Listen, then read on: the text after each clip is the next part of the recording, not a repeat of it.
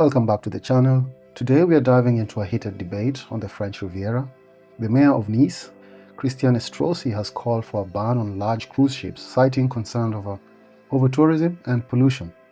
But is this a bold move to protect the environment or a controversial decision that could end up actually hurting tourism? So let's break this down. In his annual New Year's address, Mayor Christian Estrosi announced his plans to ban large cruise ships from anchoring in the Picturesque Bay between Nice and Villefranche.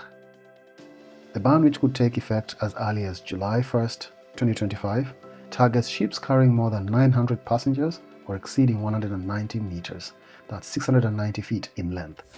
Christian Estrosi criticized these ships as floating hotels that bring low-cost clienteles who consume nothing but leave waste behind. He emphasized that Nice no longer wants these types of cruises, which he claims contribute to pollution and overcrowding. The mayor's proposal is part of a broader effort to combat over-tourism and preserve the city's image as a luxury destination. However, it's worth noting that no large cruise ships are currently scheduled to dock in Nice in 2025, according to the Cruise Lines International Association. Nice in France is one of the most popular destinations in French Riviera, attracting millions of tourists each year. However, the city has seen a decline in cruise ships visits over the past decade. In 2025, only 125 cruise ship calls are scheduled, down from over 200 cruise ship calls a decade ago. Estrosi proposed a ban that could eliminate about 70% of cruise ship passengers scheduled to visit Nice. While this might reduce overcrowding, it could also have an economic consequence. Cruise passengers contribute to local businesses, from restaurants to shops, and their absence could hurt the tourism sector. Well, the mayor says they don't consume anything, so. On the other hand, the mayor is keen in maintaining the business of ultra-luxury cruise ships, which align with Nice's high-end image. These smaller ships cater to wealthier travelers who are more likely to spend money in the city. I think the problem is, this is something I've seen in a lot of luxury establishments, especially during COVID time, is a lot of these establishments who are focused so much on wealthier clients suffered big time. This was as a result of having excluded a very huge chunk of the market, and this usually happens because the thing is about wealthy clients is they're very fickle. So at the end of the day, something better is always going to pop out somewhere else. This is a guarantee, especially in this current world that we live in. You cannot stay somewhere and say my stuff is the best and people need to pay a premium for it, like there's nothing else elsewhere that's going to pop up. There's always something better. That's one thing. Anyway, so environmental concerns are also at the heart of Estrosi's proposal. Large cruise ships are known to emit significant amount of greenhouse gases and pollutants, which can harm the marine ecosystem and affect the air quality.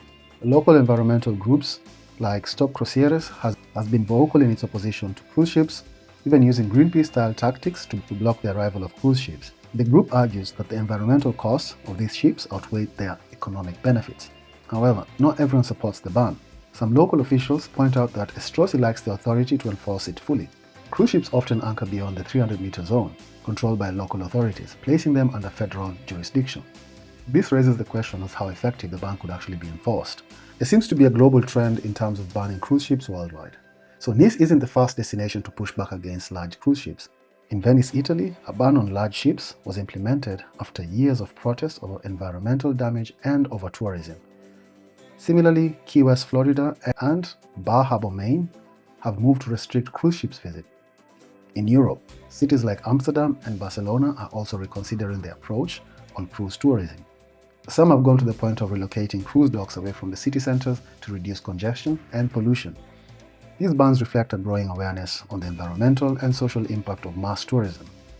However, they also highlight the challenges of balancing economic benefits and sustainability. So what's next for Nice and the French Riviera? So Mayor Estrosi has suggested that large cruise ships could instead dock in Cannes or Marseille, both of which have the infrastructure to handle the large ships and already host more than twice the number of cruise ship calls as Nice, while Marseille Large Commercial Port is about a 2-hour drive from the Riviera. Implementing the ban will not be easy. Estrosi will need support from local mayors and federal authorities to make it happen.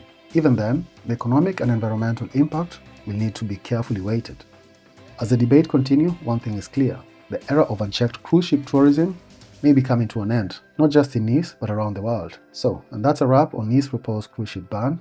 What do you think? Should cities prioritize environmental concerns over tourism revenue? Or is there a better way to balance the two? Let me know in the comments below. If you enjoyed the video, don't forget to give it a thumbs up and subscribe for more content on everything travel and everything flights. Thanks for watching. I'll see you on the next one.